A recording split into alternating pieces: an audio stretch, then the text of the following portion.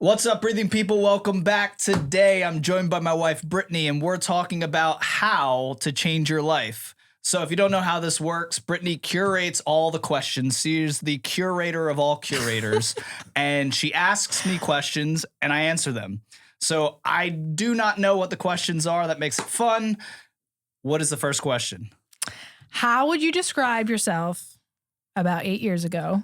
And what were the top 3 to 5 areas of your life that you wanted to change and why? Okay, so 8 years ago, the world was completely different because this is pre-COVID. I'm trying to even put myself back into where I was 8 years ago. So I know I was in a job that I didn't love. Mm-hmm. So I wanted to change that and do what I love. I know that at that time, I didn't know I had celiac disease. Mm-hmm. So physically, I was struggling. And kind of as a result of that, I didn't have the physique that I wanted. I was 120 pounds, wet, and I'm not that tall, but still 120 pounds is skinny. So I wanted to change that. I also was not in a good state mentally. Some of that was because of the celiac. Definitely a lot of the reactions I was having to gluten, it can really mess up your mental state, where you can get really depressed, you can get really anxious, you can get really just in a funk. Yeah. And I had a lot of that going on. So I would say the job, the physical, the mental, those are the major things that I wanted to change 8 years ago. What was the rest of the question? Why did you want to change those things? I think the major reason I wanted to change them was because I wanted to be better than I previously was. Mm-hmm. Which I think constitutes most change that happens in people's lives is you want to be better than you are right now. Yeah. So that was pretty much what was the reason for the change. I would look out in the world and I would see somebody that loved their job, and I wanted that. Yeah. With my job. Mm-hmm. And I saw someone that was in great physical shape, and I wanted that. Yeah. In my body. And I saw people that were healthy, just internally, and where they didn't seem to have inflammation and they didn't seem to have all of these things that cause pain in your body.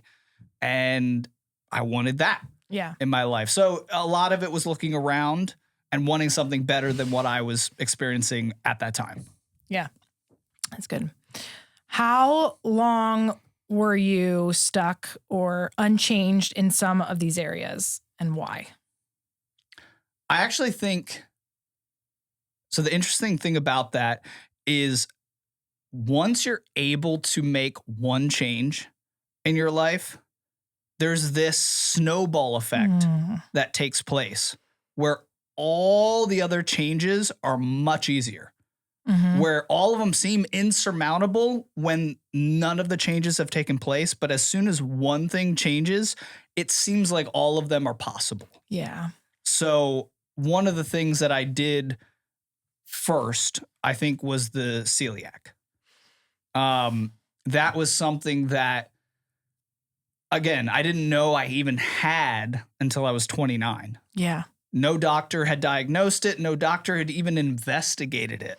They thought I had lactose intolerance. They thought, I don't know, that these were just symptoms or allergies from diet or just my body. Yeah. Just that's how my body reacts to food. When I was actually able to get serious and when the physical symptoms were getting so severe. It forced you. Yeah, I was going to hospitals with stroke-like symptoms. I was going into ERs and they were taking me right back, which is not what they do at ERs typically. I was getting taken right back in EKGs, getting all of these tests done, and they still didn't discover anything.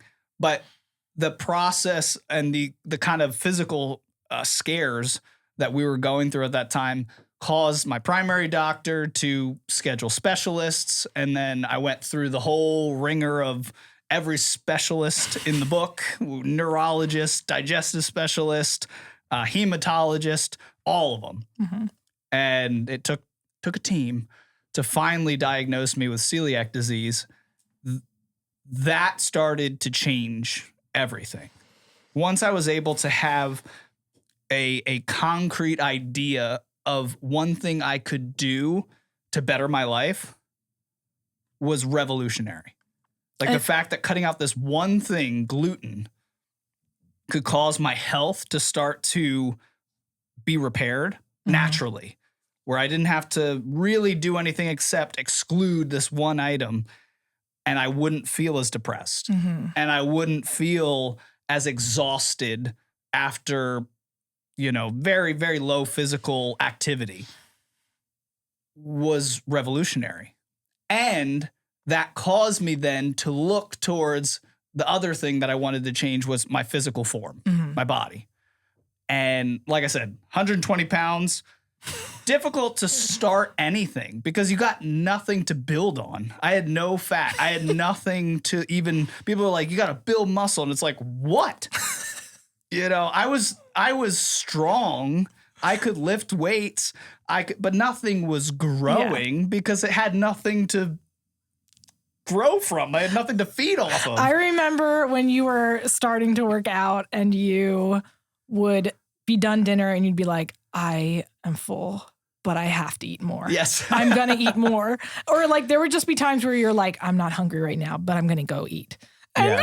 Yeah. Yeah. Because I did a ton of research online on how to stop being skinny. A lot of people look up how to lose weight. I looked up how to not be skinny. Yeah. So very different experience.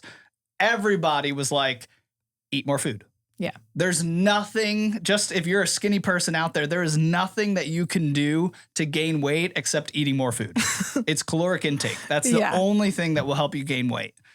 And so I did that. And it was 2 smoothies a day. It was second helpings at dinner time. It was all that I could do to get some calories in. And I tried to stay healthy even in that period of making sure that I wasn't destroying my body to gain weight. Yeah. You weren't like eating super bad. You were still eating well. No. I've heard horror stories of people that, were in high school that needed to gain weight for football, and they're drinking a gallon of milk a day, and they're eating rice pudding, and they're doing cottage cheese, and I didn't do that. So it took a little bit. It definitely took a little bit for me to put on that weight, but eventually you get over a threshold and you're able to put on that weight to the point where I was a little fat. I was a little fat for a bit.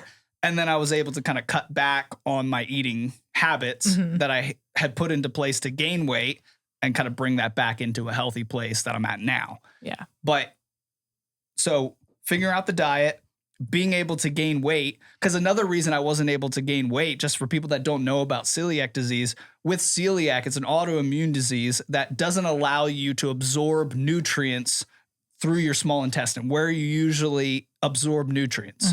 So I could eat all the healthy food in the world, take all the vitamins I wanted, and nothing happened. Yeah. So I was finally able to gain nutrients that I needed for muscle development and my body to transform. Yeah. So I started doing that. The physical started to happen. And one thing that's really cool too, all of these processes that I'll talk about with any area of my life, it started small. And I didn't know this at the time. I hadn't read Atomic Habits yet by James Clear, which tells you start small when you're trying to implement a new habit. I just gave myself a little bit of grace to just slowly get into stuff. I think a lot of people try to dive in and wonder why they're not there yet, or wonder why it petered out, or wonder why they couldn't sustain what they're doing. You got to start small. When I started working out again and started getting serious about that, I started with push-up challenges. Like I just went on YouTube, I found somebody that was doing a push-up challenge, and I said, okay. I remember that. It was I'll like, do that. 100 a day or something? Yeah. Or was it less than that the first time you started? I think there was a 30-day challenge of 100 push-ups a day. So I did that. Then the next one I think was like the Athlean X guy on YouTube had a 22-day challenge where it was different types of push-ups. Mm-hmm. And so each day you're cycling through different push-ups and you do that, every week. I did that. Then after that, we're right in the heart of COVID.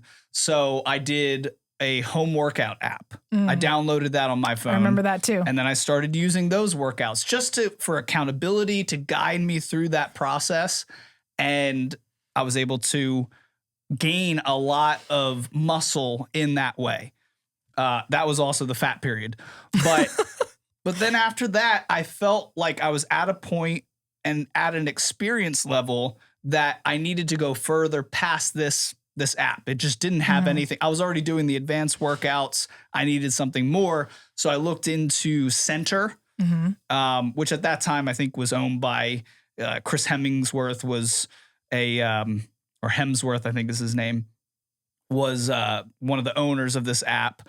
And, I like looking like him. I would love that in my life. He's also probably a foot taller than me, but I tried that out and I loved it.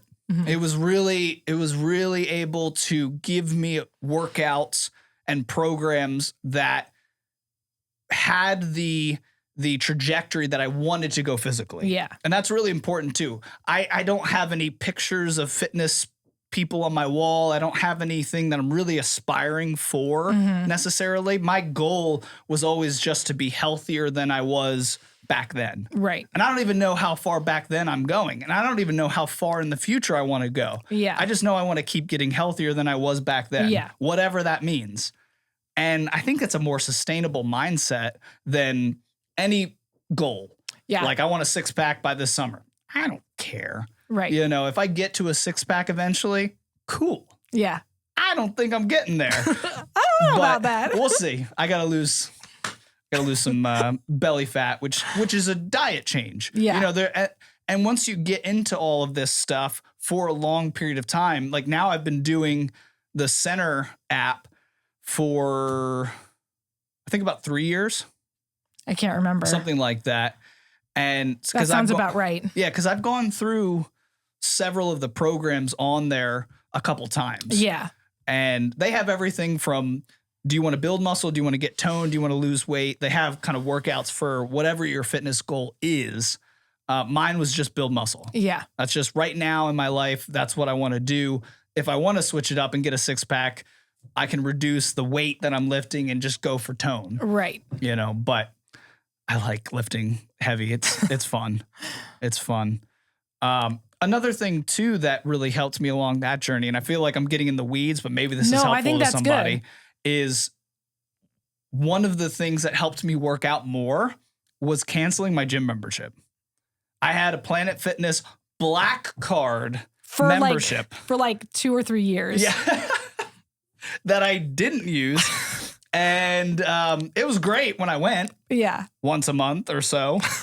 And got to use those massage chairs in the back and stuff. But it wasn't even that it was that far from my house. It just, for me, I wasn't able to focus at the gym. And I didn't like the commute there. There was just something about it that didn't jive with me. There's a lot of effort going to the gym. Yeah. But what's so interesting? So I canceled that membership, and literally a few weeks after that, I started my first push-up challenge. And you didn't stop. And then I just kept working out until this day. Yeah. And so for whoever needs to hear that, sometimes just switching up your approach to the thing that you want to accomplish in your life can help. So for me, it was canceling the gym membership allowed me to just work out at home. And then I was able to develop a consistency there to where now I actually work out in my parents' basement. Yeah. Because I had a bunch of workout equipment in our bedroom, which was not ideal. Yeah. And then it couldn't all fit. It wouldn't fit all now. No. So my parents had a basement that could fit all my workout equipment. So I just drive there in the mornings, go through the garage, go into the basement and work out. And so I have the commute now. Yes. Which is so interesting. Even though it's like super close to your job. It's close to my job, which helps. But But what I'm saying there is there was a commute at the other place, but I hadn't developed consistency yet. I needed Yeah. to change something in the approach to focus on consistency. Yeah. And then from that consistency, I can now navigate wherever I need to Right. go. I feel like I could go back to a gym now and do that consistently. Right.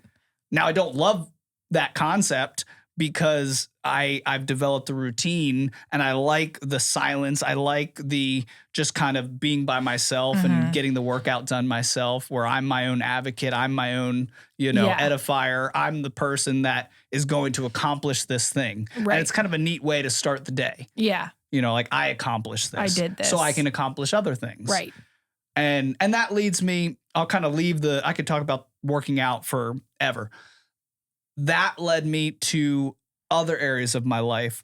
I said that the celiac disease, the reactions from that, the autoimmune reactions, really put me into a lot of funks, really put me into a lot of depressive states. I wouldn't say I've ever struggled with depression as a diagnosis. Right. But I definitely have experienced the symptoms of it through just the mental state that you get in when you have an autoimmune reaction. And yeah, that was really tough. That was really tough. That, coupled with being in a job that I didn't love, really drove me to some dark places mentally, where I would be very cold towards my family. I would be very unloving to myself. And it just wasn't a place that I wanted to exist in. So changing my diet helped. Working out helped more. And then I would say it wasn't until probably 2 years ago that I actually started working on myself mentally and emotionally. Yeah. That was the final shift. Right. And anybody that even goes back and listens to this podcast several years ago can notice a difference in my demeanor then and now. Yes. Like there's a radical difference in the way that I act towards people, in the way that I speak, in the way that I desire to answer questions, in the way that just a radical difference because of that work that I've been doing on my mental health and my emotional health. Yeah. What was the catapult that had you decide to work on your mental and emotional health? So just like when I looked at other people that had something better than what I had and I wanted that, and that spurred me on to try and get that. Yeah. I looked ahead at certain people in my life that were struggling emotionally and mentally, that were much older than me. And I saw the breakdown that was happening in their physical life. I saw the breakdown that was happening in their relationships.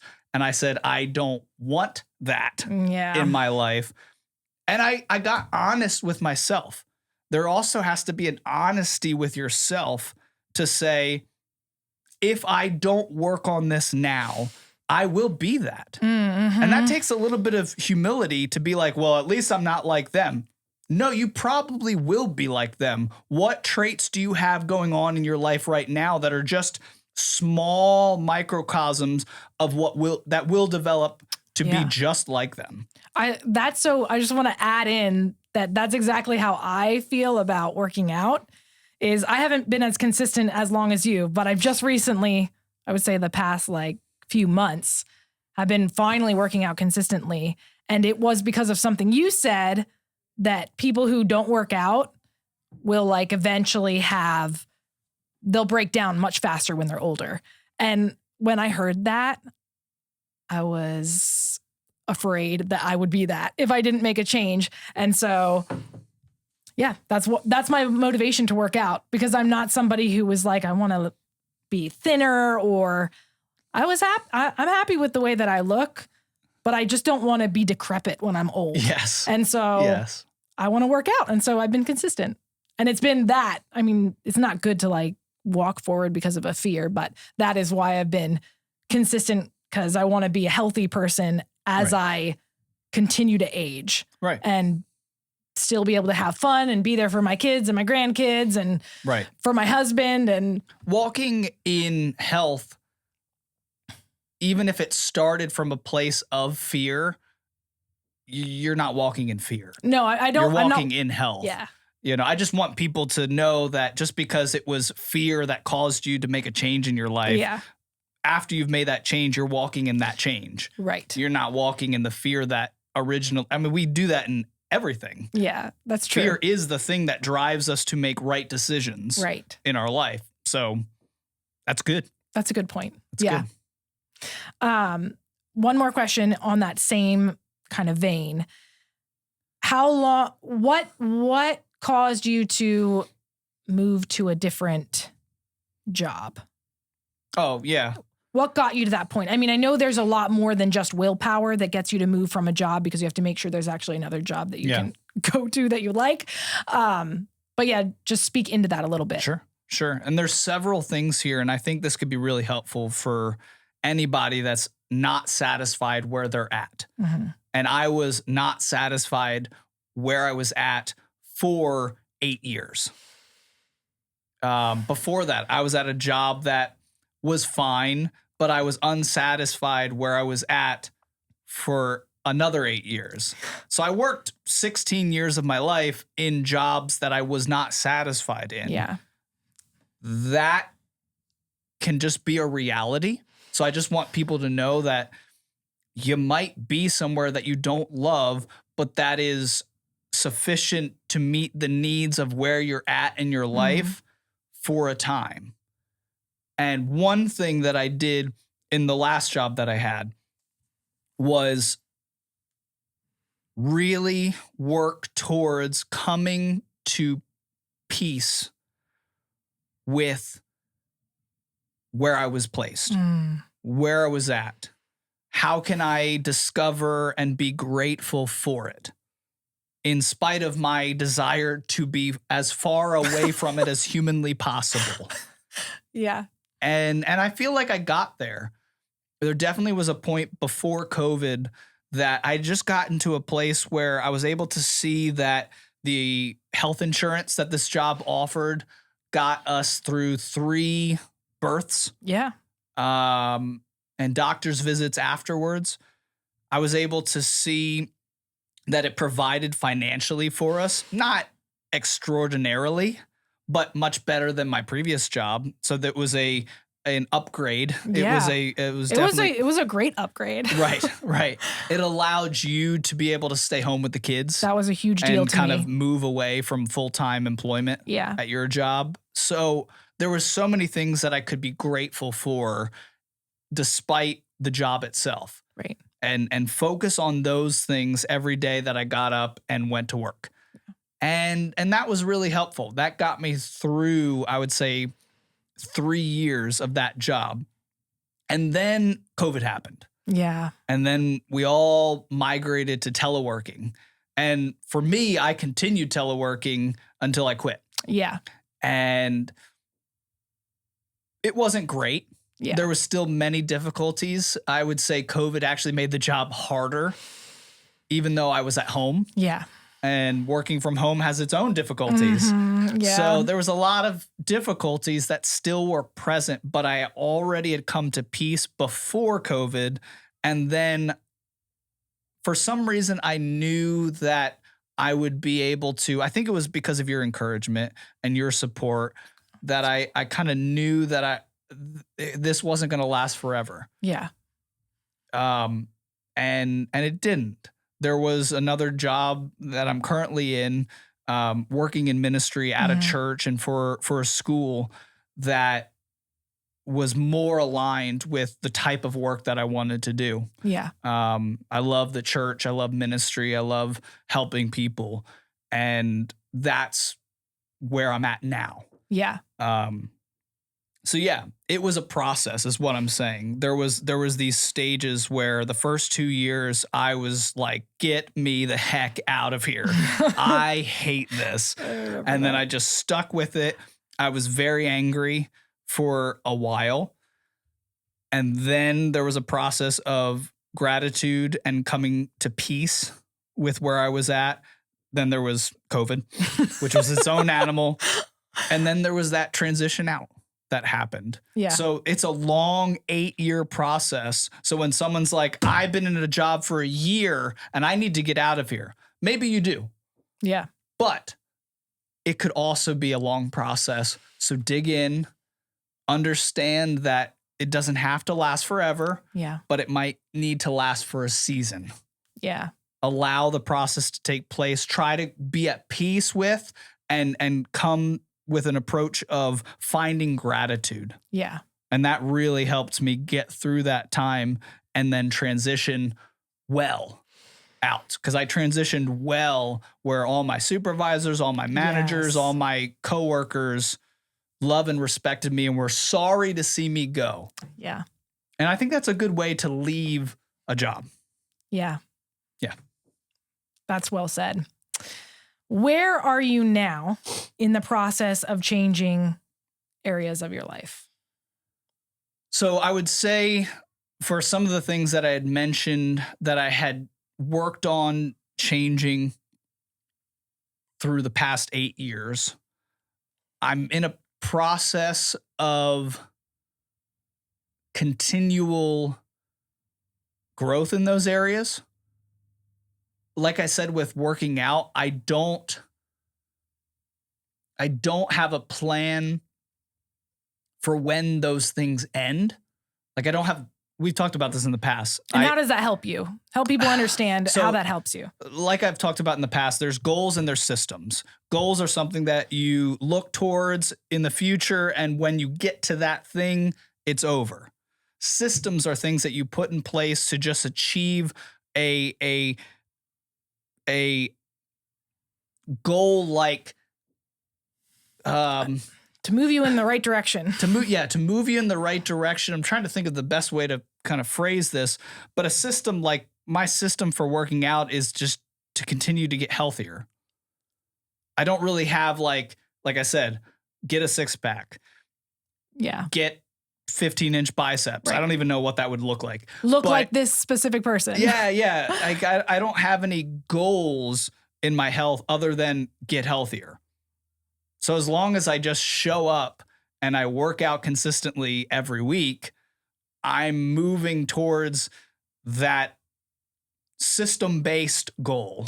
And that system-based goal, I think, is what helps you be successful and what helps people be successful, because it leaves room for grace. First of all, if you like miss a day or you mess up, Yeah. you're not like all of a sudden defeated. You can just say, okay, well, I messed up that day, but I still want to be healthy. And so I'm going to keep moving forward. Yeah.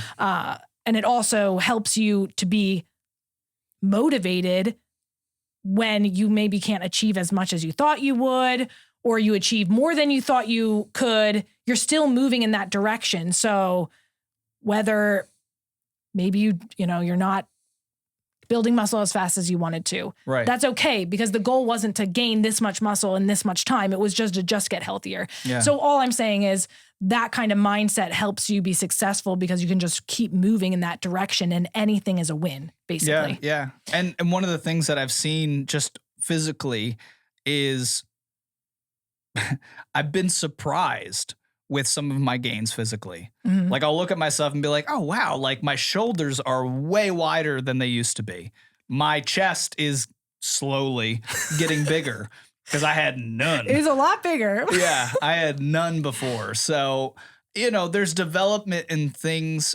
And if you don't have this goal where you're checking it daily and you're weighing yourself and you're doing all of these things to kind of track. I don't do any tracking. I don't do calorie tracking. None of that.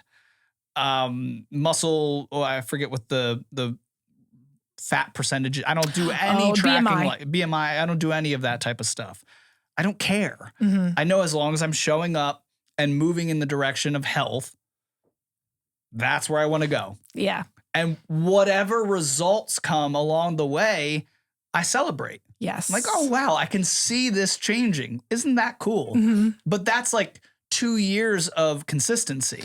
Like I didn't notice really anything in my physique Mhm. until maybe 2 years in, Right. because I wasn't looking for that. I wasn't tracking that. Right. It just was one day it hit me. I'm like, man, I look different.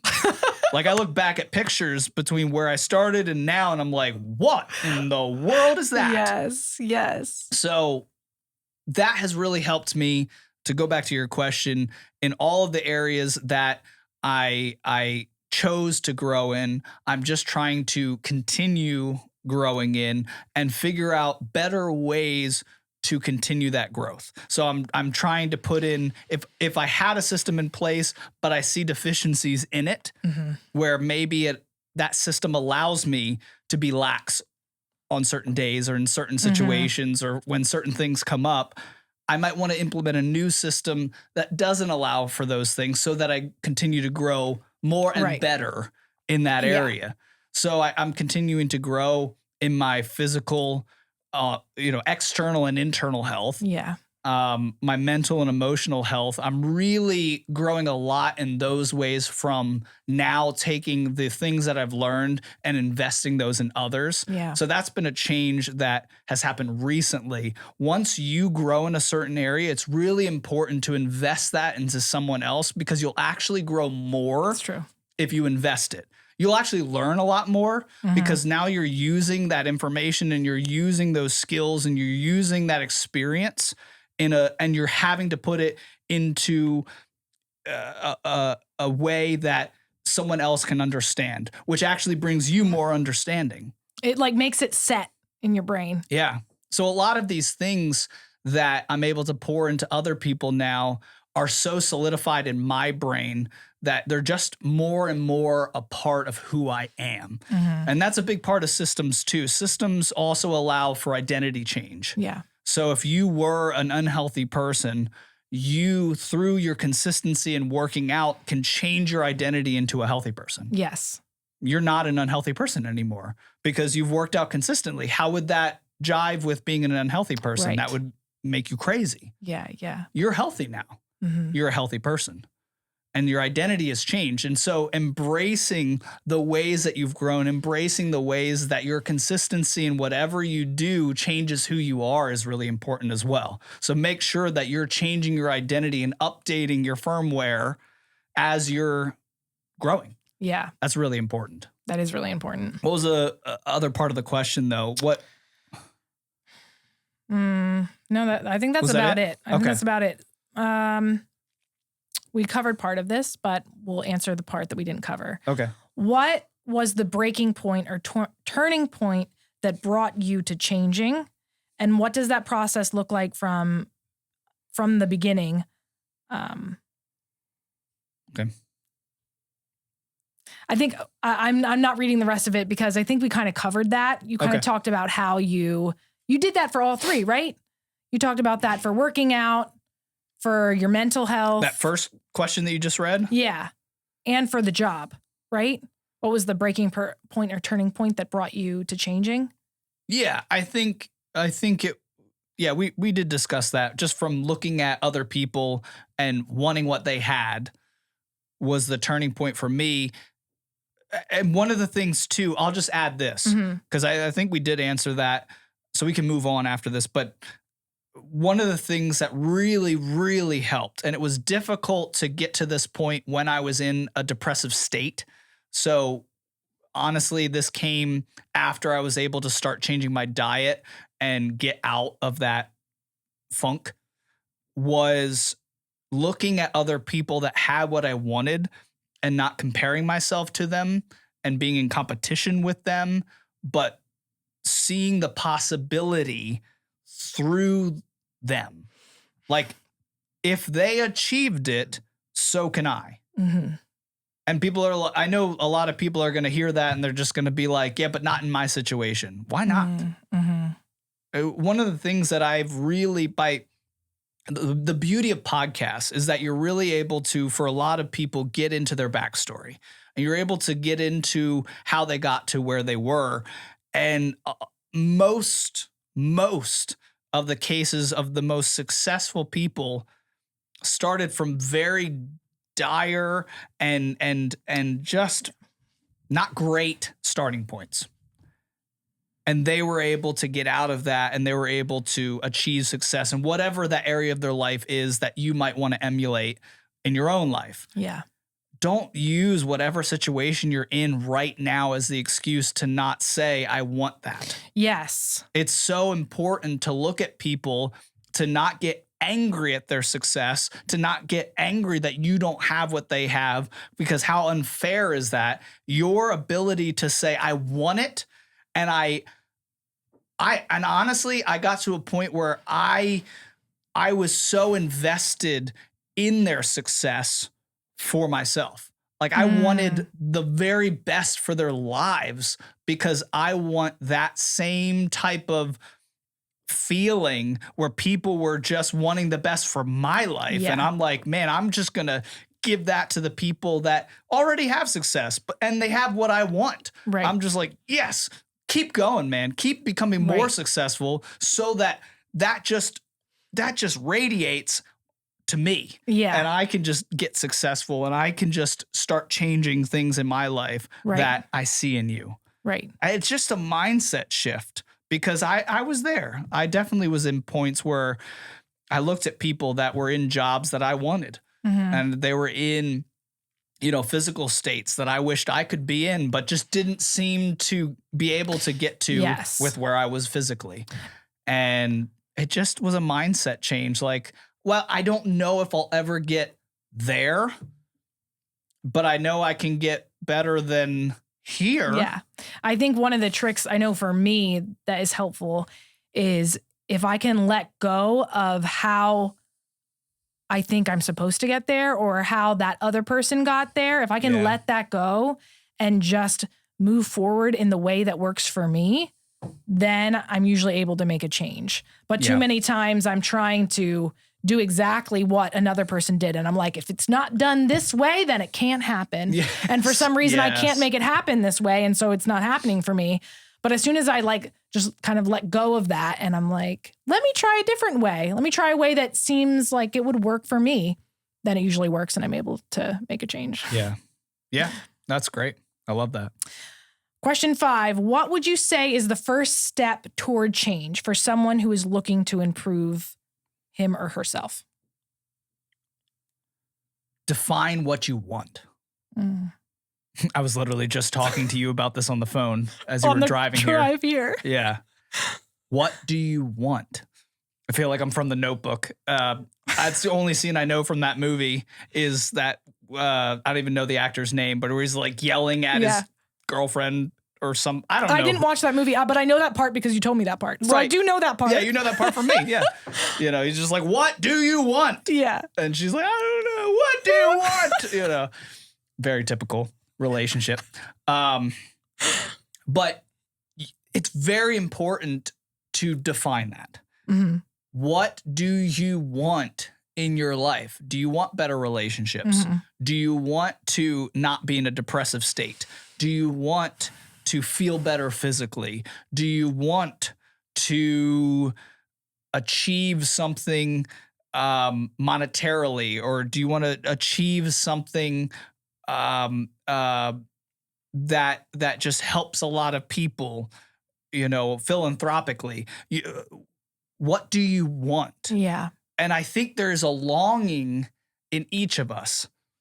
I think in a Christian sense, it would be a calling. Yeah. But if those that are not Christians have that urge and that longing inside of them, we need to pay attention to it. Yeah. And I think the only way that you're actually going to be able to do it, and I'm just learning about this, James Hollis was on Andrew Huberman's podcast, and he's a psychologist, therapist, and he talks about the need for everyone to sit with themselves at the very least for 15 minutes a day. Mm-hmm. If you can do it for 2 15-minute periods, one at the beginning of the day, one at the end of the day, that's optimal. But just allowing time to sit, and this is not a meditative state. This is not a prayerful state. This is just I'm just going to sit and I'm going to think. Mm. And people are like, I could do that at any time. Yeah, but you don't. It's true. You don't. I'm speaking from experience too. As soon as I have a lull in my day, my phone's out. Yep. And I'm learning. I might turn on an audiobook, or I'll turn on a podcast, Right. or I'll turn on a YouTube video. But there's very few times, unless I make time for it, where I will just sit and think and pay attention to my thoughts. And I had time to do that today. Yeah. I sat in traffic today. Yeah. And I had time to think. How was that? And it was really nice. I just had to add that in. Yeah. It was actually very refreshing. I decided not to get angry about the traffic. And then after that, it was very refreshing. Yeah. What did you feel like came out of that? I think I was able to understand myself a little bit better. Yeah. Just in that short time. Yeah. There's the thoughts that go through your head. You're like, oh, these are the things that I would think about when I'm not having stuff put in my head, or Yes. having my kids call for me for help, or Yes. whatever it is. And that was nice to just have my own space and have my own thoughts and be able to think about them. Yeah. Yeah. There's something so important about you. Mm-hmm. And I think we kind of know that intuitively. Some people don't believe that because they're depressed. Right. And they believe that their life just doesn't matter. But that's the depressive state talking. That's not reality. Right. Every single person matters. And there's whatever your beliefs are on this world, there's something that humans are here for because of the beauty that they create through art, because of the structures that they build through construction, because of all of the things that humans are capable of doing. I think every person has a reason that we're here. And we'll never find that in a corporate job. We'll never find that on TV. We'll never find that listening to podcasts or getting an education at a university. You only can find that by being with you. Yeah. You are the thing that is important. And the only way to learn what that thing is to be with yourself. Yeah. And we are just trained, especially now from a young age with all the technology available to us, to not be with ourselves, to be with other people constantly, even though we're not physically with a lot of people nowadays and everybody's lonely. We are trained to distract ourselves through TV, through our phones, through... Or to be efficient. We're taught to be efficient. So yeah, that could... So time that you're not using is wasted. Yeah. Yeah. And that could be a downside of the kind of self-development culture. I'm all about self-development. I want to help people communicate better, have better relationships, and self-develop. But in all of those things, if they become an idol, if they become something that needs to be like, when growth becomes the end all be all of your life, it can actually be a negative in your life where you're using all of your time to grow or to develop or to utilize that thing that you're growing in. You need to be really careful of that.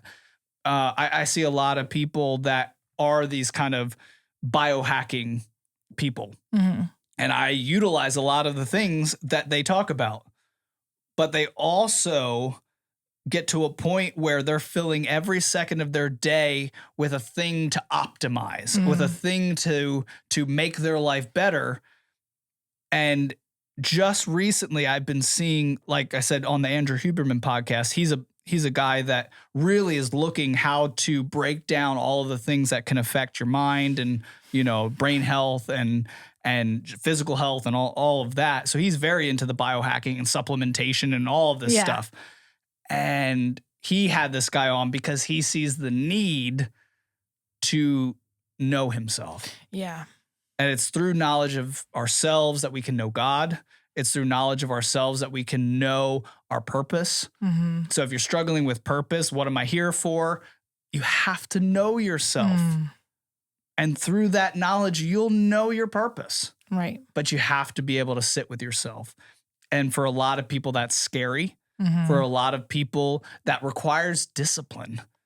It actually requires discipline. Try sitting with yourself in silence for 15 minutes. it is an eternity. It's hard.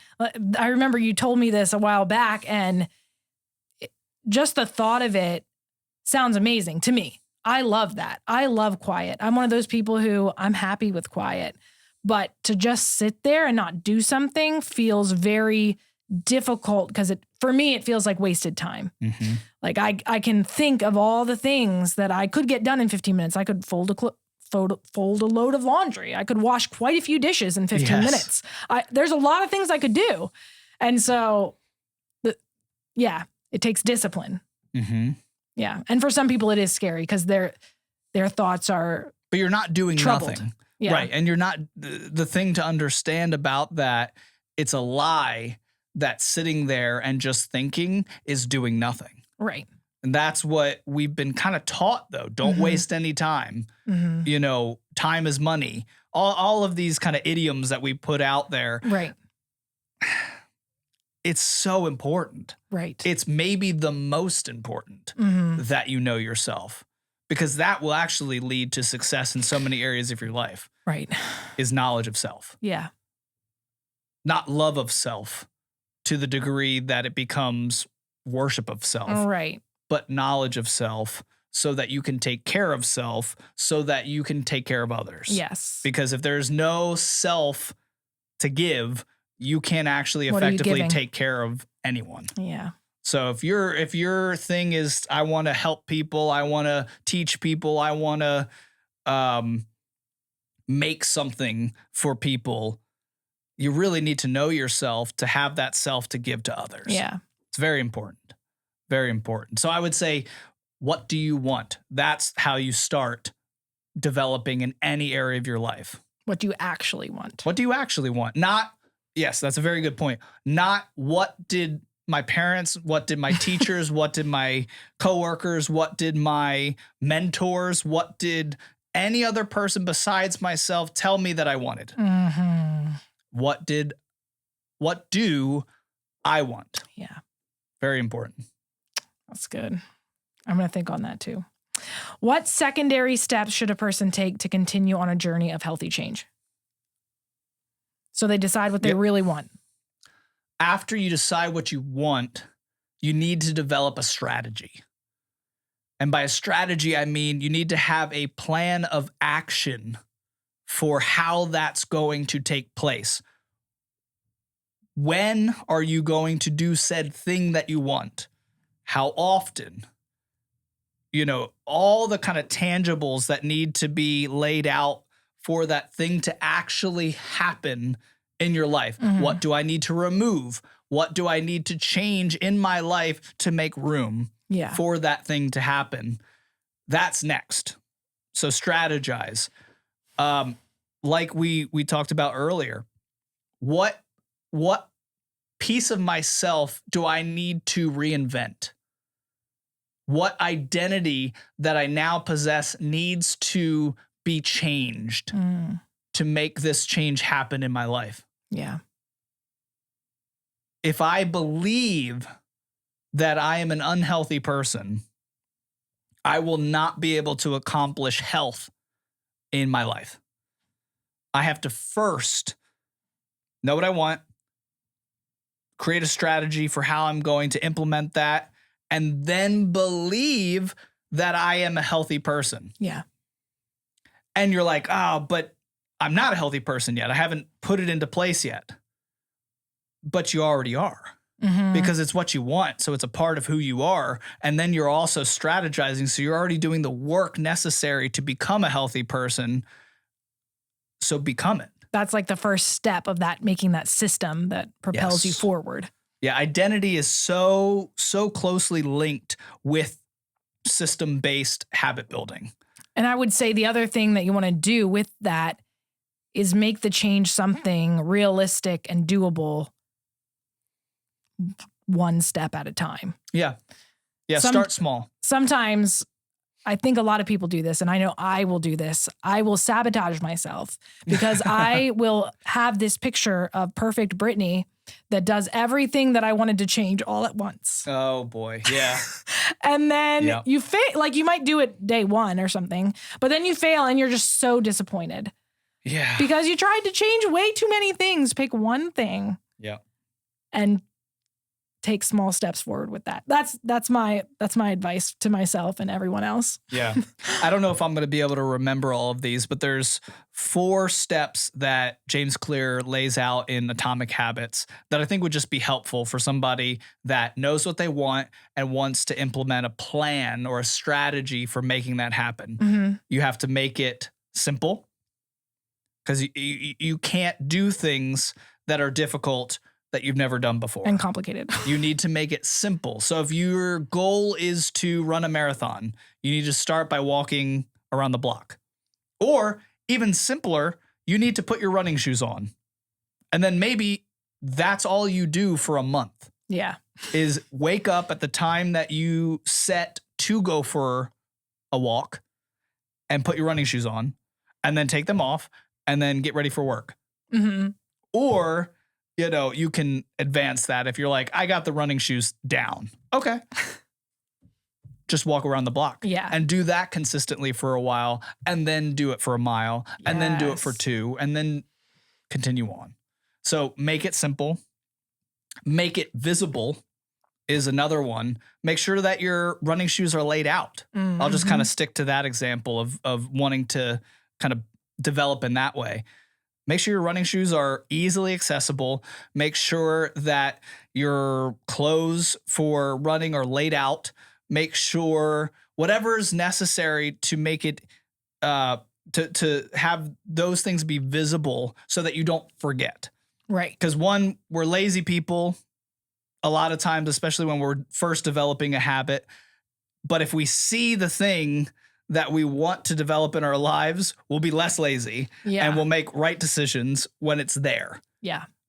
When the choice is presented to us of soda or water, and we want to be healthier, as long as it's visible, the water instead of the soda, mm-hmm. make the soda less visible, the water more visible, we'll drink the water. Yeah. So make it simple, or make it easy is another way of saying it. Make it visible. Make it... What's the other one? There's make it easy, make it visible, make it rewarding. Yeah, make it satisfying or rewarding. So make sure that there is something that you're gaining from you accomplishing that habit. Preferably, if you're trying to do a healthy thing, don't put a unhealthy reward as your reward for that healthy change. But yeah, make it easy, make it visible, make it satisfying or rewarding. And then, oh goodness, make it, there's one more in there that I don't know off the top of my head. I know what it is. I don't know the word for it. It's like make it inconvenient to not do it. Well, that's. Or is that part of the make it satisfying? No, that's part of make it visible. Oh, okay. Yeah. Yeah, they're kind of all in there together. But yeah, I mean, another way to look at reward or satisfying is to combine habits where you can do a habit. Like, let's say you want to start riding your bike, your like stationary bike. We'll put it in front of the TV because you love watching Netflix every night. Right. So continue watching Netflix and get on your stationary bike and ride while you watch Netflix. That's like, your reward. Yeah. Yeah. So there's so many different ways that you can implement a habit, but those are just some simple ways to get started. Start small, make it easy, make it visible, do all of the things to aid in your motion towards progress in whatever you're trying to grow in, whatever you're trying to change. So, yeah. I like that. That's it. Anything else to add? I think the major thing to know in all of this is that you can accomplish anything if your mind is right. My mind is always the thing that turns me off to progress in my life or turns me on to development. Mm-hmm. Until I was able to get that right, I was unable. I physically, emotionally was unable to propel myself into growth in any area of my life. It's incredible what your mind and the things you're telling yourself is capable of doing in your body. Like I couldn't get up in the mornings early enough to work out. I couldn't get myself to the gym or to the weights, or off the couch. I couldn't do any of these things until I got my mind right. Yeah. And so pay attention to that. And that's part of knowing yourself, like we talked about. But you might need to also find and clear out the clutter that might exist there. I would say that might be a pitfall for a lot of people that are desiring to change their life, but feel just incapable, is it might be your mind is too full. Yeah. And you need to get rid of a lot of clutter. And that might mean therapy. That might mean just some prayerful